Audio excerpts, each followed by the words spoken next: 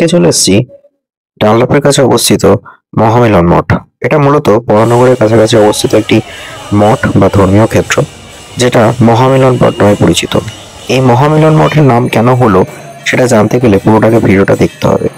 So সাথে থাকুন, দেখতে থাকুন এক্সপ্লোর উইথ সুমন। আজকে আমি এসছি বরানগর ফায়ার ব্রিগেডের জাস্ট অপোজিটে অবস্থিত এই মহামিলন মঠে। এটা আসার খুব সহজ রাস্তা হলো দক্ষিণেশ্বর বা বরানগর মেট্রো স্টেশনে নেমে অটোয় করে এসে আপনারা আসতে পারেন এই মহামিলন মঠে। এটা পিডব্লিউডি রোডের ওপর অবস্থিত। তো আমি প্রথমবার এলাম, দেখতেই পাচ্ছেন ভেতরে তখন আরতি চলছে। বিকেলের সময় করে যখন গেছিলাম তখন একটু দিনের আলো ছিল, তারপর 5:30টার দিক করে আরতি শুরু হলো। তো এই মহামিলন মঠ সম্বন্ধে একটু বলি। এটার মূল নাম হচ্ছে ওঙ্কারনাথ মঠ, এবং এখানকার যিনি প্রতিষ্ঠাতা ছিলেন ওঙ্কারনাথ, তিনি আজ থেকে বেশ কয়েক বছর আগে 1372 সালে এই মন্দিরটির প্রতিস্থাপন করেন। তো দেখতেই পাচ্ছেন এটা হচ্ছে ঢোকার মুখের যে মূল মন্দিরটি। এই মন্দিরের নিচে রয়েছেন ওনার শ্রী কমলা দেবীর মূর্তি, একটি আবক্ষ মূর্তি রয়েছে, আর উপরে রয়েছে ওঙ্কারনাথজির একটি মর্মর মূর্তি বা পাথরের মূর্তি। এই মূর্তিটিতে সকালবেলা এবং বিকালবেলা পুজো করা হয়, আর সন্ধ্যেবেলাতে আরতি করা হয়। তো খুব সুন্দর একটা পরিবেশ।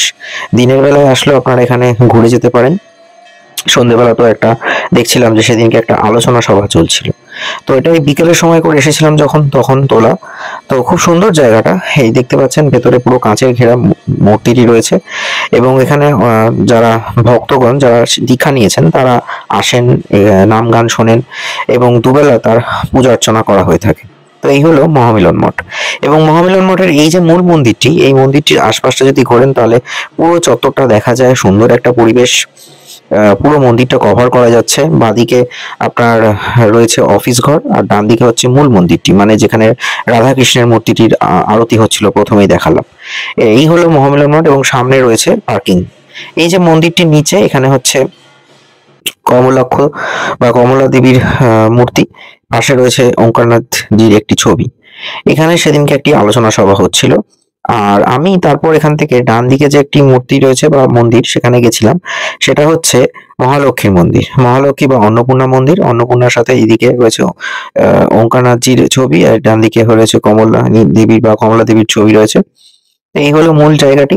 এরপর যদি আমি একটু আসি যে মেন বিষয়টাতে, তো মেন বিষয়টা হচ্ছে যে এই ওঙ্কারনাথজি বহু বছর আগে হুগলির পান্ডুয়া জেলাতে জন্মগ্রহণ করেছিলেন, বা এই পান্ডুয়া অঞ্চলটিতে।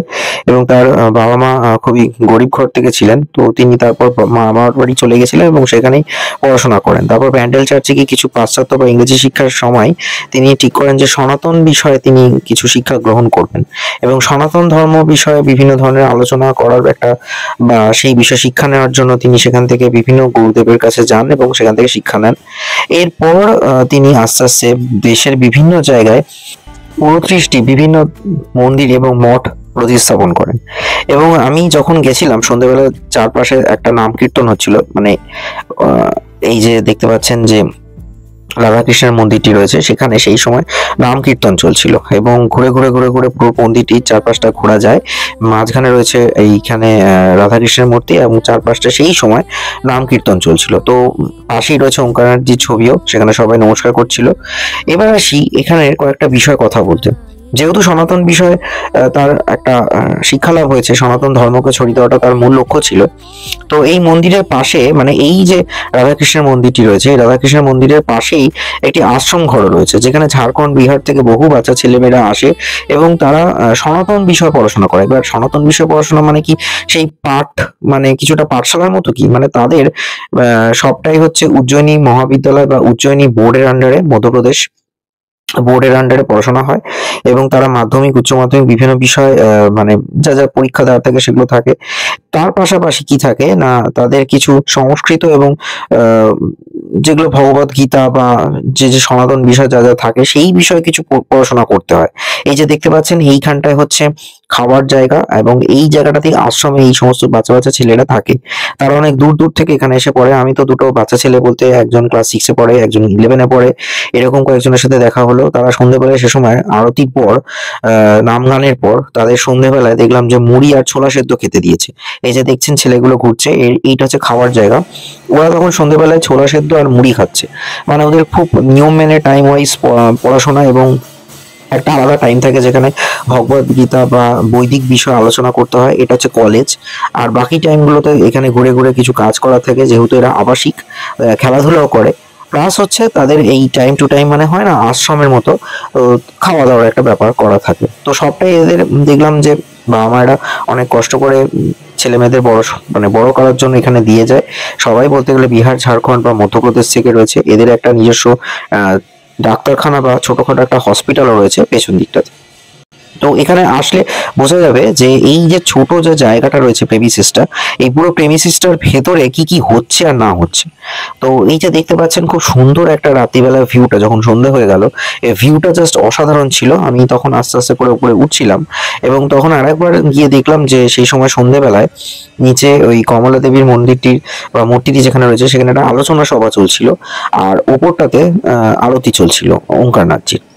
এবার অঙ্গনাথজির সম্বন্ধে যদি আরেকটু যেটা বলছিলাম, যে তিনি যেহেতু পাশ্চাত্য শিক্ষা ছেড়ে সনাতন বিষয়ে পড়াশোনা করছিলেন, তাই তার দুই গুরু এক একজন, তার নাম দিয়েছিলেন একজন ওঙ্কারনাথ আর একজন নাম দিয়েছিলেন দীনানাথ। তো এই হলো ওঙ্কারনাথ দাস বা ওঙ্কারনাথ ভট্টাচার্যের জীবন কাহিনী। এবং তিনি অনেক কষ্ট করে এই মন্দিরগুলো স্থাপন করেছিলেন বিভিন্ন ধর্ম, মানে যেমন ধরুন বিভিন্ন ঠাকুরের, একদিকে যেমন কালী ঠাকুর, একদিকে অন্নপূর্ণা, একদিকে কৃষ্ণ, রাধা কৃষ্ণের পূজা অর্চনা করা হয়ে থাকে, তাই মহামিলন মঠটি নাম দেওয়া হয়েছে। এবং তিনি 90 বছর বয়স পর্যন্ত জীবিত ছিলেন। 1982 সালে তিনি দেহত্যাগ করেন এবং তার দেহ সমাধি ওই পান্ডুয়া জেলাতেই সমাধিস্থ করা হয়েছিল দাহ করার পর। সেই জন্য সেখানেও একটি মন্দির স্থাপন করা হয়েছে। তো এটা হচ্ছে এই ওপর থেকে যে ভিউটা আমি বলছিলাম, মন্দিরের ভিউটা খুব সুন্দর সন্ধ্যেবেলাতে। এই পাশটাতে রয়েছে ঠাকুরের শয়নকক্ষ এবং অফিস রয়েছে। এখানে তলা থেকে বিভিন্ন পদ্ম ফুল বা পদ্মের মালা, ধূপ, চন্দন কাঠি, এগুলো সব অথেন্টিক আনা হয়। এগুলো মূলত পালন খেতে তৈরি করা হয় এবং এখান থেকে সেল করা হয়। এই যেটা বলছিলাম যে এটা হচ্ছে এই সন্ধ্যেবেলার যে ভিউটা, এইদিকে রয়েছে অন্নপূর্ণার মন্দিরের অংশটি। সে সময় একসাথে, বিশেষত হচ্ছে সবকটা মন্দিরে কিন্তু একসাথে আরতি করা হয়ে থাকে। আর এই পাশটাতে রয়েছে গেস্ট হাউস। তো আমি এই সন্ধ্যেবেলাতে যখন গেছিলাম তখন এখানে আরতি চলছে, এই যে আপনি দেখতে পাচ্ছেন যে অন্নপূর্ণা দেবীর মূর্তিটি। আর তার পাশাপাশি রয়েছে এখানে সেই সময় কয়েকজন এসে নমস্কার করছিলেন। খুব সুন্দর জায়গাটা, মানে সত্যি খুব সুন্দর, না আসলে বড়ই মিস হয়ে যাবে। তো এই সব মিলিয়ে ছিল মহামিলন মঠ। এরপর এলাম মহামিলন মঠের এই পেছন দিকটাতে, যেখানে এখানে একটা আশ্রম মতো রয়েছে, প্লাস এই যে দেখতে পাচ্ছেন একটা ছোট হসপিটাল মতো রয়েছে। এখানে যারা আবাসিক রয়েছে তাদের বিনা খরচায় চিকিৎসা করা হয়। আর এই তলায় অফিস ঘর রয়েছে, এখান থেকে বিভিন্ন বই এবং ধর্মীয় জিনিসপত্রগুলো, শাস্ত্রীয় বিষয় জিনিসপত্র কিনতে পাওয়া যায়। তাই এরপর আমি চলে যাব উপরটাতে, মানে ঠিক অফিসের উপরে, যেখানে এই ওনার শয়নকক্ষ। এখানে মা কালীর পূজা করতেন তিনি, এবং তার সাথে সাথে জগন্নাথের দেবের পুজো রয়েছে। আর এই যে দেখতে পাচ্ছেন, এটা হচ্ছে যারা কেউ বাইরে থেকে আসবেন তারা এখানে হোম যজ্ঞ এগুলো করাতে পারেন, বা কোনো কাজ যেমন ধরুন পৈতে, শ্রাদ্ধানুষ্ঠান, এগুলো করা যায়। তো এই সব মিলিয়ে ছিল মহামিলন মঠ। খুব সুন্দর একটা জায়গা, মানে সত্যি খুব সুন্দর জায়গা। না আসলে মানে আমি এতদিন আসিনি, জানতাম না যে বাড়ির কাছে এত সুন্দর একটা জায়গা রয়েছে। সন্ধ্যেবেলা বহু মানুষ আসেন, বসে কথা বলতে পারেন, ভোগ দেওয়া হয়। আর সকালবেলাতে 11:30টার ভেতরে আসলে 100 টাকার বিনিময়ে ভোগের কুপন পাওয়া যায়। 12:30 থেকে 1:30 পর্যন্ত ভোগ দেওয়া হয়। আর মূলত মন্দিরে আসার টাইমিং হচ্ছে সকালবেলা 7টা থেকে 12টা, আর ওইদিকে সন্ধ্যেবেলায় বা বিকেলবেলা 4টে থেকে রাত্রি 9টা পর্যন্ত খোলা থাকে। তাই যেটা বলছিলাম, এই শয়নকক্ষের আশপাশে দেখছেন যে জগন্নাথ দেব রয়েছেন, মা কালী রয়েছেন, এটা তার শয়নকক্ষ। এই ঘরে থেকেই তিনি তার জীবন কাটিয়েছিলেন এবং তন্ত্র সাধনা করতেন। কিছুটা তান্ত্রিক জ্ঞানও রয়েছে তার মধ্যে ছিল, যেটুকু জানা গেছে। আর গুরু পূর্ণিমাতে বিশেষ আয়োজন করা হয়ে থাকে। তো এই ছিল মহামিলন মঠ।